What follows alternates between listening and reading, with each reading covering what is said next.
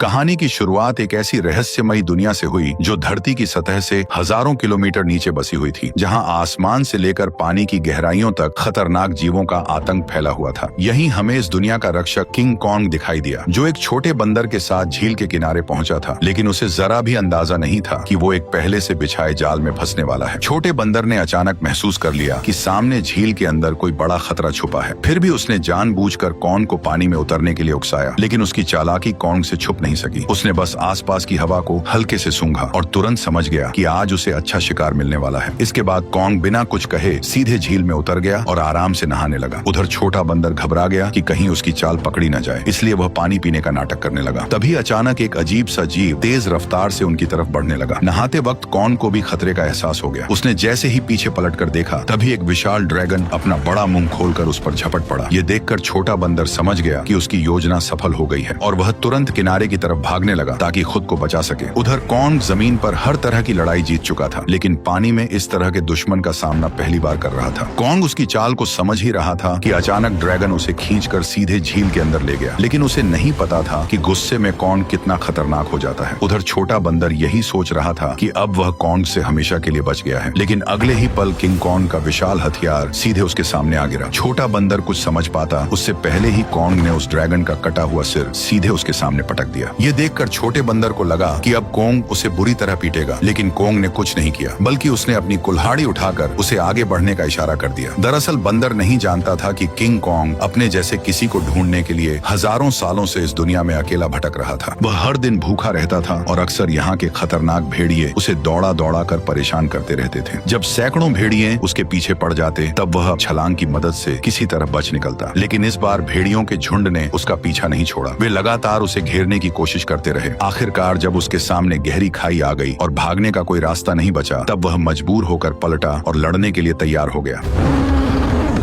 भेड़िए सोच रहे थे कि इस बार शिकार आसान होगा, लेकिन उन्हें अंदाजा नहीं था कि किंग कॉन्ग पहले से ही जाल बिछाकर बैठा था। जैसे ही एक भेड़िए ने छलांग लगाई, तभी अचानक कॉन्ग का जाल एक्टिव हो गया और भेड़िया तुरंत ट्रैप में फंस गया।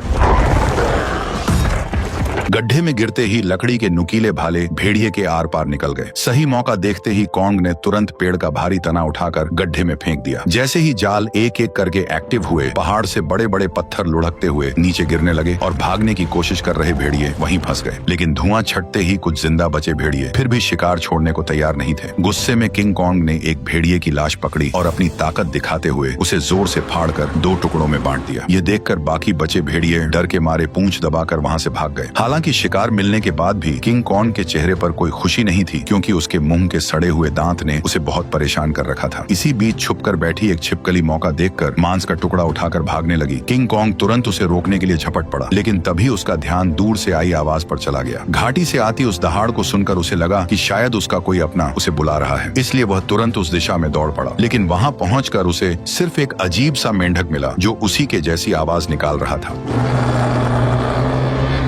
सालों तक भटकने के बाद भी वह अकेला था और यही खालीपन उसे भीतर से तोड़ रहा था। आखिरकार दांत की तकलीफ ने उसे इंसानों से मदद मांगने पर मजबूर कर दिया। वह ना चाहते हुए भी इंसानी दुनिया में दाखिल हो गया। वहां पहुंचते ही किंग कॉन्ग पहाड़ी पर गिर पड़ा और मदद का इंतजार करने लगा। तभी किस्मत से वैज्ञानिकों की नजर उस पर पड़ गई, लेकिन घबराहट में इंसानों ने सुरक्षा के लिए उसे भारी मात्रा में एनेस्थीसिया दे दिया, जिससे वह वहीं बेहोश हो गया। इसके बाद उन्होंने शहर के सबसे मशहूर डेंटिस्ट को बुलाया। डेंटिस्ट ने बिना एक पल गवाए उस सड़े हुए दांत को उखाड़ने के लिए मजबूत स्टील के तार को कसकर बांध दिया। इतने में ही कॉन्ग ने मुंह से सड़ी हुई बदबू छोड़ दी। सारी तैयारी पूरी होने के बाद जैसे ही स्पेसक्राफ्ट ने अचानक ऊपर उड़ान भरी, तभी एक झटके के साथ किंग कॉन्ग का विशाल दांत बाहर निकल आया। जब किंग कॉन्ग होश में आया तो उसने देखा कि उसका पुराना दांत अब एक मजबूत टाइटेनियम के दांत में बदल दिया गया है। इस नए दांत के साथ उसके अंदर जबरदस्त ताकत आ गई, जिससे उसे लगा कि अब वह किसी को भी हरा सकता है। लेकिन तभी लैब में अचानक किंग कॉन्ग की दुनिया से एक इमरजेंसी सिग्नल आया, जिसने सबको चौंका दिया। इस सिग्नल की सच्चाई जानने के लिए वैज्ञानिकों ने तुरंत एक रेस्क्यू टीम तैयार की और मिशन शुरू किया। उन्होंने किंग कॉन्ग के साथ उस पोर्टल में छलांग लगा दी जो सीधे कॉन्ग की दुनिया में जाता था। जैसे ही वे आगे बढ़े, उनका स्पेसक्राफ्ट तेज रफ्तार से नीचे की ओर खींचने लगा और कुछ ही पलों में वे उस रहस्यमयी दुनिया में दाखिल हो गए। घर पहुंचते ही कॉन्ग ने देखा कि उसका खाना चोरी हो चुका है। उसने तुरंत अपनी कुल्हाड़ी उठाई और सीधे चट्टान के ऊपर पहुंच गया। वहां उसने देखा कि गहरी दरार के अंदर से हल्की नीली रोशनी निकल रही थी, जिसने उसका ध्यान खींच लिया। सच जानने के लिए उसने बिना सोचे सीधे उस गहराई में छलांग लगा दी। घुप अंधेरे में पहुंचते ही उसकी कुल्हाड़ी अपने आप चमकने लगी। रोशनी पड़ते ही उसे दिखा कि चारों तरफ अजीब चमकदार पत्थर फैले हुए हैं जो इस रोशनी पर रिएक्ट कर रहे थे। तभी अचानक दूर से भयानक दहाड़ की आवाज गूंज उठी। वह उस आवाज का पीछा करते हुए झरने के पार पहुंचा, जहां उसे एक नई छिपी हुई दुनिया दिखाई दी। धीरे धीरे आगे बढ़ते हुए उसे अजीब सी बदबू महसूस हुई जो उसे अपनी ओर खींच रही थी। अचानक उसके सामने एक बेहद खतरनाक और विशाल साया उभर आया, जिसे देखते ही किंग कॉन्ग ने तुरंत अपनी कुल्हाड़ी उठाकर मुकाबले के लिए खुद को तैयार कर लिया। जैसे जैसे दोनों के बीच दूरी कम होती गई, वह विशाल साया धीरे धीरे छोटा होता गया और जब सामने आया तो सच्चाई कुछ और ही निकली। असल में वह कोई राक्षस नहीं बल्कि एक छोटा सा मासूम पीले बालों वाला बंदर था, जिसे देखकर वह खुद भी चौंक गया। हजारों सालों में पहली बार अपने जैसे किसी को देखकर किंग कॉन्ग तुरंत झुक गया और अपना हथियार नीचे रख दिया। इसके बाद उसने बंदर से दोस्ती करने के लिए अपना हाथ आगे बढ़ाया। उसे लगा था कि छोटा बंदर भी उसी की तरह अपने जैसे किसी को देखकर खुश होगा, लेकिन अचानक उसने किंग कॉन्ग को जोर से काट लिया। इतनी मुश्किल से अपने जैसे को ढूंढने के बाद किंग कॉन्ग उसे इतनी आसानी से जाने नहीं देना चाहता था, इसलिए वह बंदर के पीछे दौड़ पड़ा। लेकिन तभी अचानक उसके पीछे एक डरावना साया आ खड़ा हुआ, जिसे देखकर वह बुरी तरह चौंक गया, क्योंकि उसने आज तक अपने साइज का कोई गंजा गोरिल्ला नहीं देखा था। जैसे ही कॉन्ग उसकी ओर बढ़ने लगा, तभी अचानक दो लंबे हाथों वाले गोरिल्लाओं ने पीछे से आकर उसे जोर से जमीन पर गिरा दिया। गंजे के चेहरे की मुस्कुराहट देखकर साफ था कि वे लड़ाई के इरादे से ही आए थे, इसलिए किंग कॉन्ग ने भी अब उन्हें मारने का इरादा कर लिया। उसने तुरंत एक पत्थर उठाया और सीधे गोरिल्ला पर दे मारा। गुस्से में गंजा भी उस पर हमला करने दौड़ पड़ा, लेकिन कॉन्ग ने चालाकी से उसे भी मात दे दी। कुछ ही पलों में वह सबको जमीन पर गिराता चला गया, यहाँ तक कि गंजा कॉन्ग की कुल्हाड़ी को हाथ में लेकर भी कुछ नहीं कर पाया और चारों खाने चित हो गया। जैसे ही किंग कॉन्ग अपना हथियार उठाने बढ़ा, तभी छोटा पीला बंदर अचानक दौड़कर आया और उसके चेहरे पर झपटकर हमला करने की कोशिश करने लगा। ये देखकर किंग कॉन्ग ने उसे भी पकड़ लिया और उसी को हथियार बनाकर बाकी गोरिल्लाओं की जमकर पिटाई कर दी। हालांकि वे जानते थे कि वे किंग कॉन्ग का सामना नहीं कर सकते, फिर भी वे बारी बारी से उस पर हमला करते रहे। इसी बीच एक बंदर गलती से खाई में गिर गया, लेकिन किंग कॉन्ग ने फुर्ती दिखाते हुए उसे तुरंत पकड़कर ऊपर खींच लिया। लेकिन एहसान मानने की बजाय उसने जमीन से चाकू उठाकर किंग कॉन्ग पर वार कर दिया। यह देखकर किंग कॉन्ग का गुस्सा भड़क गया और उसने एक जोरदार लात मारकर उसे फिर से गहरी खाई में फेंक दिया। ये हाल देखकर गंजा डर गया और तुरंत पीछे मुड़कर भागने लगा। किंग कॉन्ग ने पास पड़ा पत्थर उठाकर उसकी तरफ फेंका, जो सीधा जाकर उसके सिर में जा लगा। चोट लगने के बाद भी वह कुछ बड़बड़ाता हुआ बिना पीछे देखे वहां से भाग गया। तभी किंग कॉन्ग ने पेड़ों के बीच में छुपे उस बंदर को पकड़कर बाहर निकाल लिया और जोर से जमीन पर पटक दिया। इसके बाद उसने जमीन से गंजे का गिरा हुआ चाकू उठाया और छोटे बंदर को इशारा किया कि वो उसे गोरिल्ला के ठिकाने तक ले जाए। बेचारा छोटा बंदर मजबूरी में आगे आगे चलने लगा और किंग कॉन्ग उसके पीछे पीछे बढ़ता गया। जैसे जैसे वे अंदर की ओर बढ़ते गए, वैसे वैसे उन्हें वहाँ कई सारे खतरनाक जानवर दिखाई देने लगे, लेकिन इस शांत दिखने वाली जगह के अंदर हर कदम पर खतरा छुपा हुआ था। छोटा बंदर बचने के लिए चालाकी से उसे उस इलाके में ले गया जहाँ विशाल ड्रैगन रहता था, लेकिन उसे क्या पता था कि किंग कॉन्ग के सामने उसकी यह चाल ज्यादा देर टिकने वाली नहीं थी। अचानक एक विशाल ड्रैगन उसके सामने आ खड़ा हुआ, लेकिन कॉन्ग ने डरने की बजाय कुछ ही मिनटों में उसका काम तमाम कर दिया और फिर आराम से बैठकर उसे खाने लगा। यह देखकर छोटा बंदर भी उसके पास आना चाहता था, लेकिन डर के कारण हिम्मत नहीं जुटा पाया। किंग कॉन्ग ने उसकी हालत देखकर खुद ही मांस का टुकड़ा तोड़कर उसकी तरफ बढ़ा दिया। फिर भी छोटा बंदर उस पर भरोसा नहीं कर पा रहा था। ये देखकर किंग कॉन्ग गुस्सा हो गया और उसने मांस जमीन पर फेंक दिया, जैसे कह रहा हो खाना हो तो खा वरना भाड़ में जा। भूख से बेहाल बंदर तुरंत मांस खाने लगा और हर कौर के साथ उसका नजरिया भी बदलने लगा। उसे लगा कि किंग कॉन्ग उतना भी बुरा नहीं है जितना वह सोच रहा था। धीरे धीरे वह हिम्मत जुटाकर किंग कॉन्ग के पास आकर बैठ गया और दोनों शांत होकर एक साथ वक्त बिताने लगे। इस पल बिल्कुल ऐसा लग रहा था जैसे कोई पिता अपने बच्चे के साथ सुकून के पल बिता रहा हो, लेकिन उन्हें जरा भी अंदाजा नहीं था कि जैसे जैसे वे आगे बढ़ रहे थे, खतरा तेजी से उनकी ओर आता जा रहा था। जैसे ही वे और गहराई में पहुंचे, तभी किंग कॉन्ग ने आखिरकार अपने जैसे जीवों को देख लिया, लेकिन यह देखकर उसका दिल टूट गया कि वे सब बेहद बुरी हालत में जी रहे थे। वे सभी दिन भर मजदूरी करने को मजबूर थे और उनका जीवन किसी नरक से कम नहीं था। इसी दौरान एक बूढ़े बंदर से गलती से पत्थर गिर गया, जिससे गुस्सा होकर गोरिल्ला ने उसे बुरी तरह पीट दिया। ये देखकर किंग कॉन्ग खुद को रोक नहीं पाया और उसने जोर से अपनी कुल्हाड़ी जमीन पर मारकर उस बूढ़े बंदर को उठा लिया। तभी वहाँ मौजूद पहरेदार गुस्से में किंग कॉन्ग की तरफ दौड़ा और उसे दखल न देने की चेतावनी देने लगा, लेकिन अगले ही पल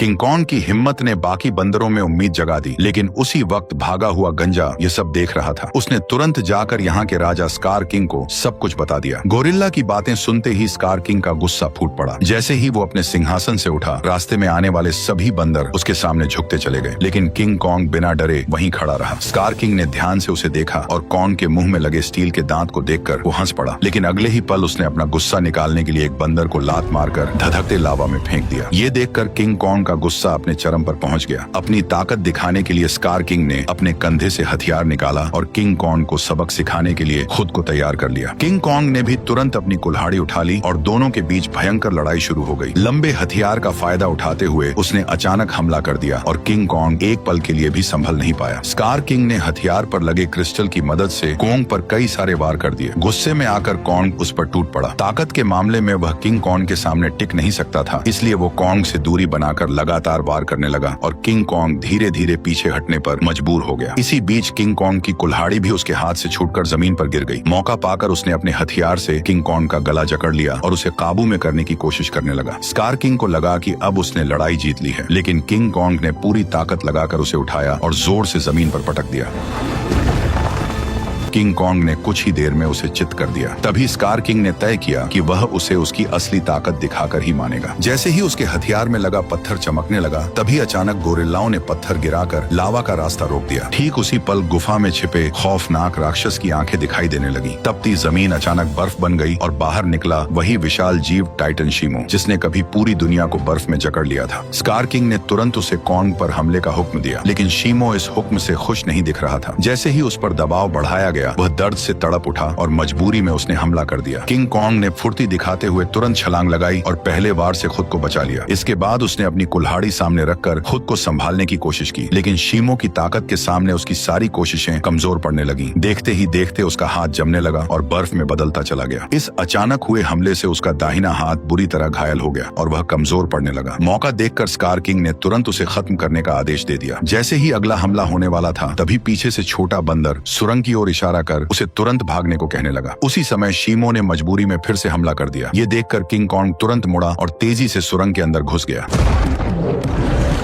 लेकिन अभी भी उसके पीछे सैकड़ों खतरनाक बंदर लगे हुए थे। अच्छी बात यह थी कि सालों से यहाँ रहने के कारण कॉन्ग ने जंगल में कई जाल बिछा रखे थे, लेकिन उन बंदरों की गिनती इतनी ज्यादा थी कि घायल कॉन्ग को उन्होंने जल्दी ही एक बंद रास्ते में घेर लिया। अब उसके पास सिर्फ यही आखिरी जाल बचा था जिस पर वह भरोसा कर सकता था। लेकिन जो बंदर रास्ते भर जाल में फंसते आए थे, इस बार अचानक सतर्क हो गए। उन्होंने तुरंत जमीन पर पड़ी उस बेल को देख लिया जो जाल को एक्टिव करने के लिए थी। जब कॉन्ग ने देखा कि उसका प्लान फेल हो चुका है, तब उसे लगा कि अब उसका अंत करीब है। ठीक उसी पल पहाड़ी के ऊपर लगा जाल अचानक एक्टिव हो गया और सैकड़ों टन भारी पत्थर सीधे उन पर गिर पड़े, जिससे वहां मौजूद सारे बंदर उन पत्थरों के नीचे दब गए। तभी कॉन्ग ने देखा कि जाल को एक्टिव करने वाला कोई और नहीं बल्कि वही बंदर था।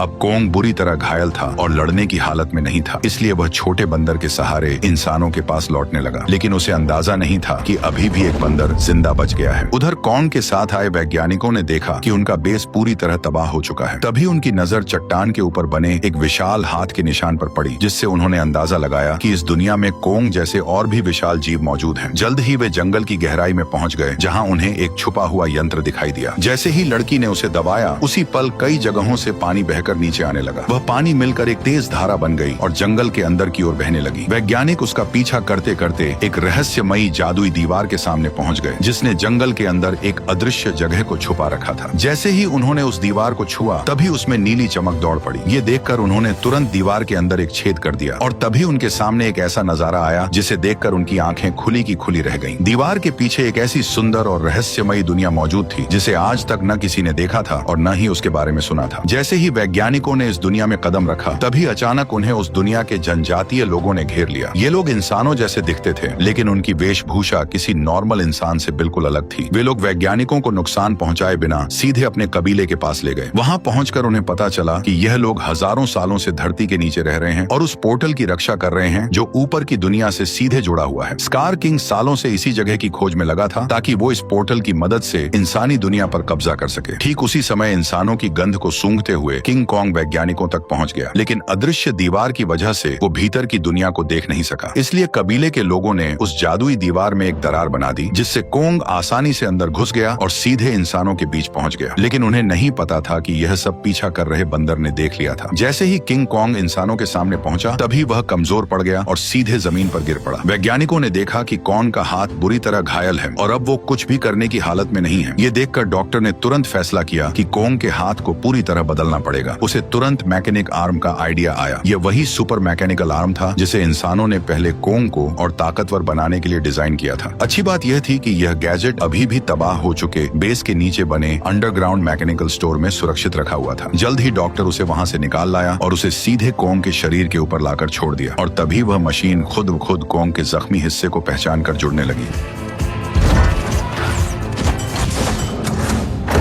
जैसे ही उस हाथ के अंदर की खास दवा कॉन्ग के शरीर में पहुंची, तो बेहोश कॉन्ग को जैसे नई ताकत महसूस होने लगी। उसके चेहरे की खुशी साफ बता रही थी कि वह इस नए हथियार से काफी खुश था। लेकिन तभी अचानक छोटा बंदर जंगल के अंदर से भागता हुआ वहां आ पहुंचा। उसने कॉन्ग को बताया कि स्कार किंग पोर्टल की जगह का पता लगा चुका है और वह शीमो के साथ मिलकर कबीले पर हमला करने वाला है। अकेला कॉन्ग स्कार किंग और शीमो का सामना नहीं कर सकता था, इसलिए उसके पास सिर्फ एक ही रास्ता बचा था, इंसानों की दुनिया में जाकर कई सालों से सो रहे गॉडजिला को जगा देना। लेकिन उसे बिल्कुल अंदाजा नहीं था कि जिसे वह अपनी मदद के लिए बुलाने जा रहा है, वही गॉडजिला उसके लिए सबसे बड़ा खतरा साबित होने वाला है। अचानक पिरामिड के आसपास की जमीन तेजी से हिलने लगी और नीचे से एक मैकेनिकल हाथ बाहर निकल आया। यही वह जगह थी जो धरती तक पहुंचने का पोर्टल खोलती थी। जल्द ही कॉन्ग पोर्टल से बाहर निकल आया। कॉन्ग की आहट महसूस होते ही गॉडजिला अचानक नींद से जाग गया और बिना एक पल गवाए सीधे उसकी तरफ बढ़ने लगा। जैसे ही वो कॉन्ग के सामने पहुंचा, तब गॉडजिला को लगा कि कॉन्ग उसे चुनौती देने आया है, इसलिए वो बिना एक पल गवाए पूरी रफ्तार से उस पर टूट पड़ा। उसकी आंखों में भरा गुस्सा साफ बता रहा था कि वह कॉन्ग को जिंदा छोड़ने वाला नहीं है। तेजी से अपनी ओर बढ़ते गॉडजिला को देखकर कॉन्ग ने हाथ उठाकर उसे समझाने की कोशिश की, पर गॉडजिला अब किसी भी बात को सुनने वाला नहीं था। उसने सीधे टक्कर मारकर कॉन्ग को सैकड़ों मीटर दूर फेंक दिया।